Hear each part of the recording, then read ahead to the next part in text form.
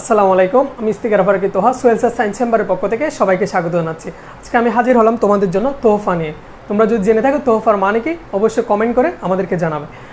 আজকে আমরা দেখব ইন্টারের বায়োলজি প্রথম পত্র অর্থাৎ বোটানির প্রথম অধ্যায় কোষ ও এর গঠনের খুবই ইম্পর্ট্যান্ট একটা টপিক ক্রোমোজোম।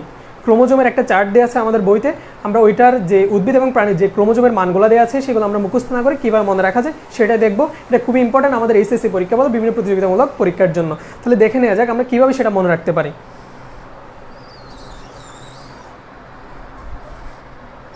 প্রথমে দেখো, আমি কিছু প্রাণী এবং আমি প্রথমে মানুষ এবং কয়েকটা শব্দ লিখলাম, সবাই দেখতে পাচ্ছ আশা করি। দেখো, মানুষের ক্রোমোজোম সংখ্যা আমরা সকলেই জানি, আমরা ক্লাস 8 থেকে পড়ে আসতেছি। যখন আমরা বিজ্ঞান বইয়ের ক্লাস 8 থেকে মূলত আমরা পড়ে আসতেছি মানুষের ক্রোমোজোম সংখ্যা 23 জোড়া বা 46।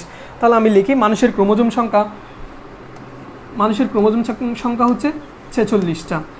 এরপরে দেখো, আমি উপরে লিখলাম রেশমি পোকা, নিচে লিখলাম হচ্ছে গিনিপিগ। আমরা উপরে চলে যাওয়া মানে আমরা কি অক্কা পাওয়া, উপরে চলে যাওয়া মানে মরে যাওয়া, বা আমরা যখন মরে যাব আমরা বেহেস্তে যাব বা দুযোগে যাব। যখন আমরা বেহেস্তে যাব, বেহেস্তে রেশমি কাপড় পরে বেহেস্তে যাব। তাহলে রেশম পোকা, মানুষ এমনিতে আরেকটা টেকনিক দিয়ে মনে রাখতে পারে মানুষ কী পরে, রেশমি কাপড় পরে। তাহলে মানুষের সাথে একই বা সামঞ্জস্য আছে কার, রেশমি পোকার বা রেশমি পোকা। তাহলে মানুষ রেশমি পোকা বা রেশমি কাপড় পরে মানুষ বেহেস্তে যাবে বা উপরে যাবে। তাহলে রেশমি পোকাও 46।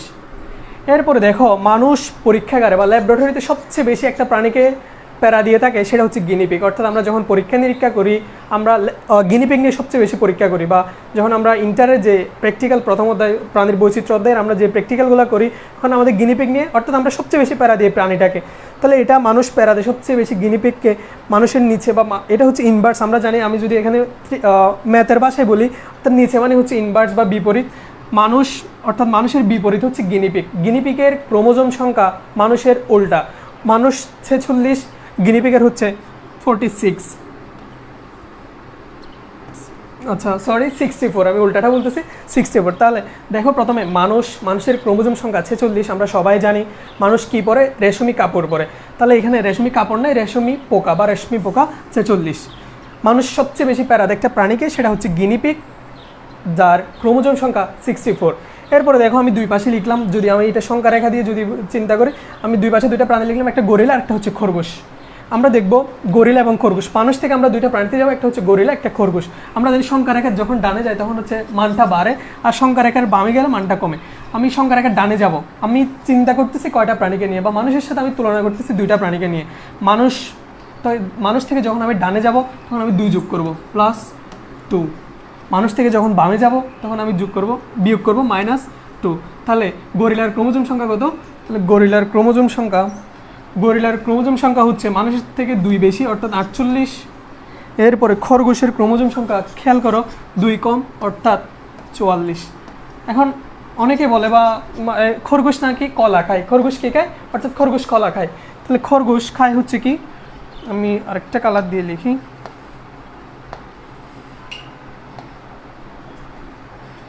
খরগোশ কী খায়, খরগোশ হচ্ছে কলা খায়, খরগোশ খায় কলা।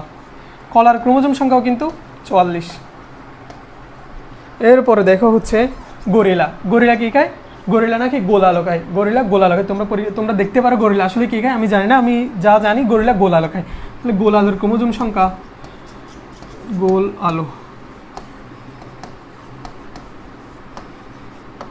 গোলালো কিন্তু 48, গোলালোর ক্রোমোজোম সংখ্যা 48। তাহলে আমি এইখানে যা আছে তা আরেকবার বলতেছি, একটু খেয়াল করো, ইনশাল্লাহ আমাদের মুখস্থ হয়ে যাবে। প্রথমে আমরা জানি মানুষের ক্রোমোজোম সংখ্যা 23 জোড়া বা 46টা। আমরা যখন মরে যাব বা অর্থাৎ আমরা বলি আমাদের এই জগতের পর আরেকটা জগৎ আছে, অর্থাৎ আমরা যখন চলে যাব বা উপরে চলে যাবে, তুমি দুইভাবে মনে রাখতে পারো। আমরা যখন মরে যাব তখন আমরা বেহেস্তে গেলে রেশমি কাপড় পরে বা রেশমি কাপড় পরে মানুষ বেহেস্তে যাবে, অথবা মানুষ কাপড় পরে এক ধরনের কাপড়, সেটা হচ্ছে রেশমি কাপড়। অর্থাৎ মানুষের সাথে যেটা সম্পর্কযুক্ত সেটা হচ্ছে রেশমি পোকা, ক্রোমোজোম সংখ্যা সেটা হচ্ছে 40। এরপরে মানুষ সবচেয়ে বেশি পরীক্ষা নিরীক্ষা করে গিনিপিগ নিয়ে, অর্থাৎ মানুষ সবচেয়ে বেশি প্যারা দেয় হচ্ছে গিনিপিগকে, অর্থাৎ এটা মানুষের উল্টা, 64 বা 64। এরপরে দেখো হচ্ছে বললাম মানুষের থেকে একটু বড় হচ্ছে গরিলা, একটু ছোট হচ্ছে খরগোশ, যেটা আমরা সংখ্যা রেখা দিয়ে দেখালাম একটু আগে। মানুষের থেকে বড় হচ্ছে গরিলার ক্রোমোজোম সংখ্যা মানুষের চেয়ে 2 বেশি, অর্থাৎ 48 বা 48। মানুষের থেকে খরগোশের ক্রোমোজোম সংখ্যা 2 কম, 44। এরপরে খরগোশ কলা খায়, কলার ক্রোমোজোম সংখ্যা 44।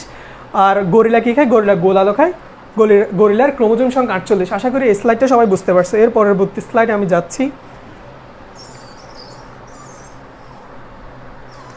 আচ্ছা, এরপরে লিখলাম, প্রথমে লিখলাম গরু ছাগল। এই যে আমরা কোরবানি ঈদ শেষ করলাম। আচ্ছা, তোমাদের তো ঈদ মোবারক জানানো হয় না, সবাইকে ঈদ মোবারক বা ঈদের শুভেচ্ছা জানাচ্ছি।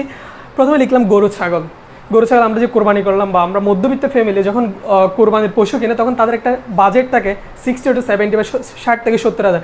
আসলে এটা দিয়ে গরু পাওয়া যায় না। একটা বড় ছাগল চিন্তা করো, বড় ছাগল মানে গরু বা বড় ছাগল যেটাই চিন্তা করো, গরু ছাগল দুইটার ক্রোমোজোম সংখ্যা হচ্ছে 60। তাহলে গরু এবং ছাগল দুইটার ক্রোমোজোম সংখ্যা কত? দুইটার ক্রোমোজোম সংখ্যা হচ্ছে 60। এরপরে দেখো হচ্ছে কবুতর। কবুতরের ক্রোমোজোম সংখ্যা কত? আচ্ছা, কবুতর কি? আমাকে বলো কবুতর কি? আমি এখানে সবগুলো গল্প করে করে আমরা মনে রাখবো। কবুতর হচ্ছে শান্তির প্রতীক। শান্তি কখন লাগবে? যখন তোমরা যখন অটো পাসের চিন্তা করতেছো, অটো মানেই হচ্ছে আমরা যখন A+ পাবো, বা আমরা যখন A+ পাইলেই বা অটো পাস পাইলে, অনেকে অটো পাসের চিন্তা করতেছে, অনেক অটো পাসের বিপক্ষে। আমি এত কিছুর মধ্যে যাচ্ছি না। অর্থাৎ আমাদের শান্তি কখন লাগবে? যখন A+ পাবো। A+ মানে কত? 80। তাহলে কবুতরকে শান্তির প্রতীক। শান্তি কখন পাবো? যখন আমরা A+ পাবো বা 80 পাবো, তখন আমাদের শান্তি লাগবে। তাহলে এটা মনে রাখতে পারি, শান্তির প্রতীক হচ্ছে কবুতর, 80 পেলে আমাদের শান্তি লাগবে। এরপরে আমি একটা লিখলাম সোনা ব্যাঙ। আচ্ছা, এই যে শান্তি বা আমরা পাস করতেছি, পাস করার পর আমরা বিয়েতে যাব। এখন দেখো বিয়েতে কি বউকে কি দিতে হবে? গয়না দিতে হবে বা স্বর্ণ দিতে হবে। আমরা এমনি প্রচলিত সমাজে প্রচলিত 22 ক্যারেট 24 ক্যারেট স্বর্ণ প্রচলিত। কিন্তু তোমরা যখন বিয়ে করবা 22 ক্যারেট 24 ক্যারেট আমরা দিব না, বা আমরা যখন বিয়ে করবো 22 ক্যারেট 24 ক্যারেট দিব না। আমরা যেটা দিব সেটা হচ্ছে 26 ক্যারেটের স্বর্ণ। বাজার আছে কিনা জানি না, তার না থাকলে আমরা নিজেরাই বানাবো 26 ক্যারেট। তাহলে সোনা ব্যাঙের ক্রোমোজোম সংখ্যা হচ্ছে 26। আচ্ছা, এরপরে দেখো হচ্ছে, এরপরে লিখলাম গৃহমাছি। আচ্ছা, গৃহমানি কি? আমাকে বলো গৃহমানি। একটু আমরা এখানে তুমি মনে রাখার জন্য যেভাবে পারো মনে রাখতে পারো, আমার মতো করে মনে রাখতে হবে এরকম কোনো কথা নেই। তুমি যেভাবেই পারো মনে রাখলেই হচ্ছে। গৃহমানি কি? বাড়ি। গৃহমানি হচ্ছে বাড়ি। আমি মনে রাখছি বতে 12। আচ্ছা, আমি ইংলিশে লিখি সব কিছু। যখন ইংলিশে লিখলাম এটাও ইংলিশে লিখি। 12 আমি ইংলিশে লিখলাম, অর্থাৎ 12। তাহলে গৃহমাছি 12। এরপর ফলের মাছি। এগুলো বইতে, আবুল হাসান স্যারের বইতে যা যা আছে আমি মোটামুটি সেগুলাই দেখাচ্ছি। ফলের মাছি। আচ্ছা, ফল ইংলিশ কি? ফ্রুট। FRUIT। ফ্রুটের টট বা টি, ফ্রুট, এটা হচ্ছে 8। তুমি বলতে পারো এগুলো লেম লজিক বা লেম ইয়ে। তুমি মনে রাখার জন্য যেভাবে পারো তুমি মনে রাখো। আমি মনে রাখার টেকনিকটাই দেখাচ্ছি। তাহলে আমি বলি গরু ছাগল 60, কবুতর 80, সোনা ব্যাঙ 26, গৃহমাছি 12, ফলের মাছি 8। এরপর দেখো কিউ লেগস। আচ্ছা, আমি অন্য কালার দিয়ে এখানে লিখলে হয়তো হলুদটা দেখা যাবে না, সবুজ দিয়ে লিখি। কিউ লেগস এক্স, আমি এক্স দিয়ে মনে রাখছি 6। তাহলে এটা হচ্ছে 6। কিউ লেগস, এক্স থেকে আমি 6-এ চলে যাচ্ছি। এরপর গোল কৃমি। আমরা যখন জুলজি প্রথম অধ্যায়ে পড়ছিলাম, প্রাণী শ্রেণীবিন্যাসের মধ্যে কৃমির পর্ব আছে। অর্থাৎ আমরা 2টা পর্বের মধ্যে কৃমি নিয়ে আলোচনা করি। 2টা পর্ব, প্লাটিহেলমিনথেস এবং নেমাটোড। অর্থাৎ তোমরা যখন পড়ছিলে 2টা পর্বের মধ্যে আমরা কৃমি নিয়ে আলোচনা করি। তাহলে গোল কৃমির ক্রোমোজোম সংখ্যা হচ্ছে 2। এরপরে ইঁদুর, চীনাবাদাম। ইঁদুর দিয়ে আমি লিখলাম চীনাবাদাম। ইঁদুর কী খায়? ইঁদুর হচ্ছে চীনাবাদাম খায়। ইঁদুর কী খায়? চীনাবাদাম খায়। চীনাবাদাম 4-তে, চীনাবাদাম 4-তে 40।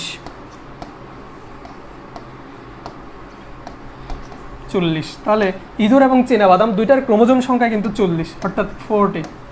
আচ্ছা, আমি স্লাইডটা আরেকবার দেখাচ্ছি। সবাই আরেকটু খেয়াল করো যাতে এগুলো আমাদের মুখস্থ হয়ে যায়। প্রথমে গরু ছাগল আমরা নিলাম 60। গরু ছাগল দুইটার ক্রোমোজোম সংখ্যা, এটা তোমরা জানো, আমাদের বস। তাহলে গরু ছাগল হচ্ছে 60। কবুতর শান্তির প্রতীক। শান্তি কখন লাগবে? যখন আমরা A+ পাবো বা 80 পাবো, তখন আমাদের শান্তি লাগবে। সোনা ব্যাঙ, আমরা যখন বিয়ে করবো তখন আমরা 22 ক্যারেট 24 ক্যারেট স্বর্ণ কোনোটাই দিব না, আমরা দিব 26 ক্যারেটের স্বর্ণ। এরপর দেখো গৃহমাছি। গৃহ মানে হচ্ছে বাড়ি, বাড়ির বতে হচ্ছে 12। এরপর ফলের মাছি, ফলের ইংলিশ হচ্ছে ফ্রুট, ফ্রুটের 8। এরপর হচ্ছে কিউ লেগস মশা।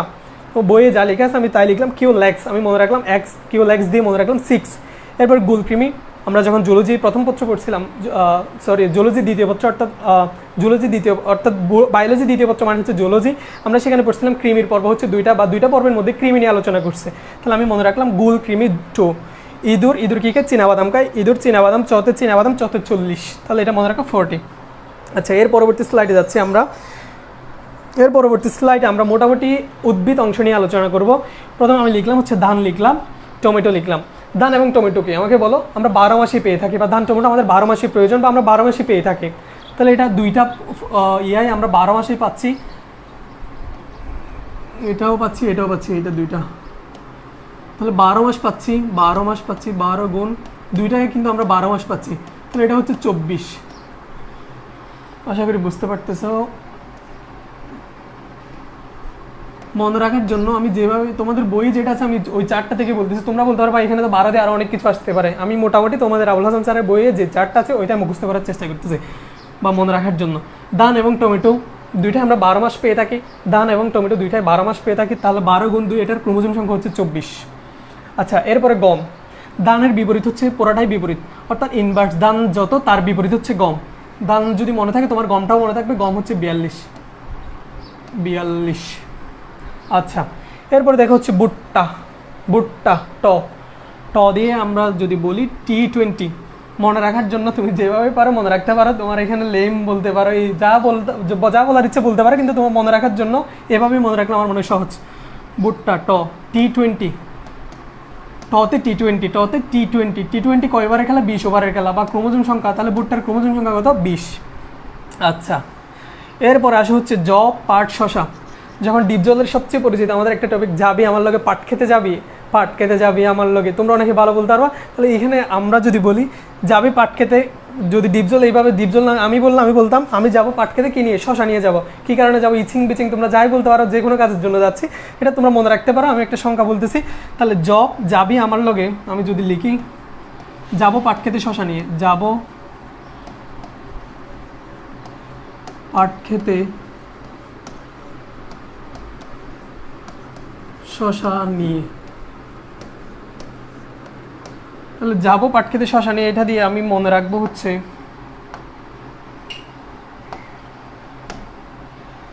যাবো দিয়ে আমরা এখানে মনে রাখবো হচ্ছে জব পাট শশা, তিনটার ক্রোমোজোম সংখ্যায় সমান। তিনটা হচ্ছে যাবো পাট খেতে শশা নিয়ে, কী করতে যাবো সেটা বলার দরকার নেই, তুমি যা ইচ্ছে করতে পারো, বা ডিপ জল গেলে কী করতে তোমরা জানো। তাহলে তিনটার ক্রোমোজোম সংখ্যা হচ্ছে, আমি তিনটার ক্রোমোজোম সংখ্যা এখানে লিখতেছি, শশা তিনটার ক্রোমোজোম সংখ্যা হচ্ছে 14। তাহলে আচ্ছা, জব পাট শশা তিনটার ক্রোমোজোম সংখ্যা হচ্ছে 14। এরপরে দেখো হচ্ছে এই আমি আবার রিপিট করব, তখন আশা করি ক্লিয়ার হয়ে যাবে। পেঁপে, বাঁধাকপি, মূলা। পেঁপে, বাঁধাকপি, মূলা এই তিনটে সবজি আমরা কখন পাই? উইন্টারে পাই বা শীতকালেই পাই। শীতকালের ইংলিশ কি? উইন্টার।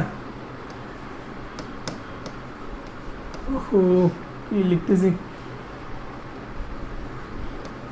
উইন্টার, WINTER বানান আশা করি ঠিক আছে। এখানে দেখো অ্যালফাবেট হচ্ছে 6টা গুণ 3 কেন লিখলাম? তোমাদের বইয়ের মধ্যে শীতকালীন সবজির মধ্যে আছে হচ্ছে পেঁপে, বাঁধাকপি, মূলা, এই তিনটাই সবজি। তুমি যে কোনোভাবে মনে রাখতে পারো। আমি আমার টেকনিকটা দিয়ে বলতেছি, পেঁপে, বাঁধাকপি, মূলা তিনটা হচ্ছে শীতকালীন সবজি, আমরা এগুলো শীতকালেই পেয়ে থাকি। কয়টা সবজি? 3টা সবজি, বই অনুযায়ী বলতেছি আমি, তোমাদের বই যে 3টা আছে 3টা দিয়ে বলতেছি। পেঁপে, বাঁধাকপি, মূলা এই তিনটে কিন্তু শীতকালে পাওয়া যায়। তাহলে শীতকালের ইংলিশ হচ্ছে উইন্টারের অ্যালফাবেট আছে 6টা, পাওয়া যায় হচ্ছে 3টাই পাওয়া যায়। তাহলে 3 6 18, এদের ক্রোমোজোম সংখ্যা কিন্তু 18। বা আমি আরেকভাবেও তোমরা চাইলে অন্যভাবে মনে রাখতে পারো, উইন্টারের টতে 18, যে কোনোভাবে মনে রাখলে হচ্ছে। এরপরে দেখো হচ্ছে আমার এখানে 3টা আছে, একটা হচ্ছে পেঁয়াজ, হাইড্রা, তামাক। এতক্ষণ যা বললাম মোটামুটি গল্প দিয়ে বলি বা লজিক দিয়ে বলি, যেটা দিয়ে বলি না কেন এরা কোনো লজিক মানে না। তাহলে লজিক মানে না বলতে দেখো, প্রথমে পেঁয়াজ, পতে কি? পতে পেঁয়াজ। যদি আমি সংখ্যা বলি পতে 15, কিন্তু এখানে 15 হবে না, এটা হচ্ছে 16, অর্থাৎ পেঁয়াজ 16। পেঁয়াজের ক্রোমোজোম সংখ্যা 16। আচ্ছা, পেঁয়াজ আমাদেরকে প্যারা দিল, আমরা এত কিছু ছন্দ দিয়ে বললাম বা গল্প আকারে বললাম, কিন্তু আমরা পেঁয়াজেরটা বলতে পারলাম না।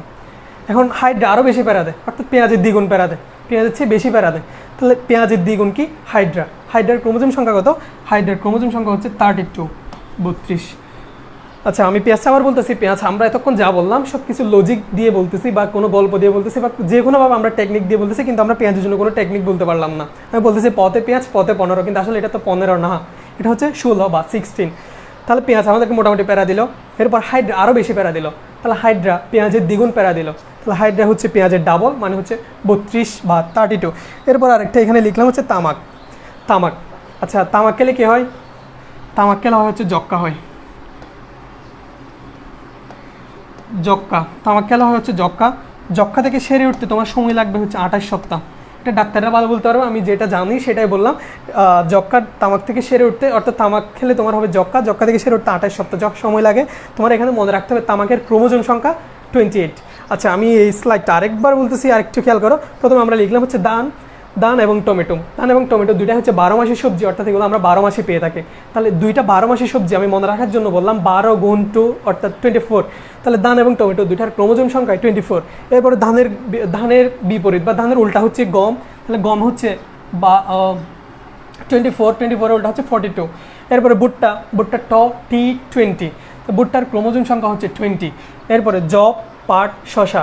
এই যে ডিপজলের ডায়লগটা মনে রাখলাম, যাবি আমার লগে পাট খেতে যাবি, এটা তো আমি বলতে পারেন ডিপজলের টিউন দিয়ে, তোমরা নিজেরা চেষ্টা করবা। তাহলে যাবি আমার লগে পাট খেতে, তাহলে আমি বলতেছি যাবো পাট খেতে, কী নিয়ে যাবো, শশা নিয়ে যাবো, কী করার জন্য যাবো সেটা বলার দরকার নাই। তাহলে এটা মনে রাখলাম, এটার জন্য এই তিনটা জব, পাট, শশা, এই তিনটার ক্রোমোজোম সংখ্যা হচ্ছে 14 অর্থাৎ 14। এরপরে দেখো, এরপরে তিনটা শীতকালীন সবজির নাম লিখলাম, তিনটা হচ্ছে পেঁয়াজ, বাঁধাকপি এবং মূলা। তিনটা লিখলাম হচ্ছে বইয়ে যে তিনটা আছে তিনটাই লিখলাম আমি। তোমরা চাইলে, অর্থাৎ আমি আবুল হাসান স্যারের বইটা ফলো করতেছি, তোমরা অন্য বই ফলো করলে ওখানে আরও থাকতে পারে। আমি যে তিনটা আছে পেঁপে, বাঁধাকপি এবং মূলা, তিনটা হচ্ছে শীতকালীন সবজি। শীতকালের ইংলিশ কি? উইন্টার। তাহলে উইন্টার বানানটা লিখলাম WIN। এখানে অ্যালফাবেট দেখতেছি 6টা, সবজি পাইলাম আমি 3টা। গুণ করে আমি এখানে যোগ বিয়োগ দেখাবো কিছুক্ষণ পর। আচ্ছা 6 × 3 অর্থাৎ 18। তুমি মনে রাখতে পারো উইন্টারের 18, এই তিনটার জন্য ক্রোমোজোম সংখ্যা 18। এরপরে লিখলাম পেঁয়াজ। আমরা এতক্ষণ যা বললাম গল্পবাদ ছন্দ দিয়ে বললাম, কিন্তু এটা কোনো গল্পবাদ ছন্দ মানতেছে না। তাহলে এটা পথে পেঁয়াজ, পথে 15 না বলে আমরা বললাম হচ্ছে 16। হাইড্রা, আমাদেরকে পেঁয়াজ একটু প্যারা দিল, হাইড্রা আরও ডাবল প্যারা দিল। তাহলে পেঁয়াজের ডাবল হচ্ছে হাইড্রা 32। এরপরে তামাক খেলে হবে যক্ষা, হবে যক্ষা থেকে সেরে উঠতে 28 সপ্তাহ সময় লাগে। আশা করি তোমরা সবাই বুঝতে পারছো। যদি কোনো কিছু বুঝতে না পারো তাহলে কমেন্ট করবা, ইনশাল্লাহ এরপরে ভিডিও তোমরা কী নিয়েছো। আমরা শর্ট ট্রিক্সের এটা আমরা চলতেই থাকবে। সবার জন্য শুভকামনা রইল। আসসালামু আলাইকুম রহমতুল্লাহ।